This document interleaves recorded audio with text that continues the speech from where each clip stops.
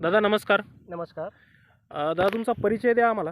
माझे नाव वैभव भाऊसाहेब थोरात, राहणार जवळके, तालुका कोपरगाव, जिल्हा अहिल्यानगर. काय पीक आहे तुमचं आता? मी इथे उन्हाळ कांदा केलेला आहे. उन्हाळी कांदा केलेला आहे. पेरून केलेला आहे तो. पेरून केला. हो. किती दिवस झाले पेरून?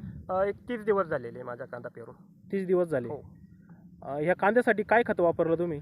मी कांदा पेरल्याच्या टायमाला पतंजलीचं जैविक प्रोम वापरलेलं आहे आणि मला खूप चांगल्यापैकीचा रिझल्ट मिळालेला आहे आणि उगवण क्षमता कांद्याची चांगली मिळाली आहे मला. जैविक प्रोम तुम्ही वापरलेलं हो. आहे. कोणत्या खताला पर्याय म्हणून वापरलं तुम्ही? रासायनिक खताला पर्याय म्हणून हे वापरलेलं आहे, कारण की रासायनिक खताचा खूप हानिकारक परिणाम झाल्यामुळं आम्ही जैविक खताकडे आता वळवलेलो आहे. बरं. अजून काय काय पिकं आहेत दादा तुमची? इथं माझी मका आहे आणि गहू पण आहे. मकाला पण वापरलेलं आहे आणि गव्हाला पण वापरलेलं आहे. काय रिझल्ट आले तुम्हाला वापरून? खूपच छान रिझल्ट मिळालेले आहे. रासायनिक खताला पर्याय खूप चांगला मिळालेला आहे जैविक खताचा. माझी सगळ्या शेतकऱ्यांना विनंती आहे की त्यांनी सुद्धा जैविक खताकडे अवश्य वळावं. काय डोस वापरला तुम्ही एकरी?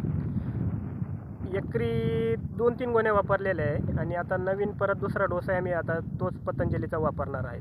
ह्या खताचे रिझल्ट तुम्हाला चांगले आले का? हो, 100% रिझल्ट मिळाला. आता इथून पुढे जे तुम्ही खतं भरणार आहेत किंवा जे डोस करणार आहेत, तर त्यासाठी तुम्ही पतंजलीची खतं वापरणार आहेत का? हो, 100% वापरणार आहे आम्ही. तुमच्या आजूबाजूला काही शेतकरी आहेत, त्यांनी पण ही खतं वापरलेली आहेत का?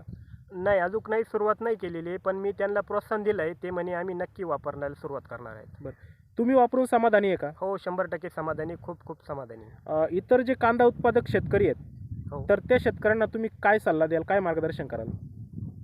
माझं मार्गदर्शन एवढंच राहील की प्रत्येक शेतकऱ्याने आहे ना, रासायनिक खताचा वापर कमी करून जैविक खताचा अवश्य वापर करावा. त्यातल्या त्यात जे हे पतंजलीचे खूप चांगले प्रोडक्ट आता मार्केटमध्ये उपलब्ध होऊ राहिले आपल्याला, त्यामुळं अवश्य हे पतंजलीचे प्रोडक्ट नक्की वापरा. माझी एवढीच विनंती राहील. धन्यवाद दादा.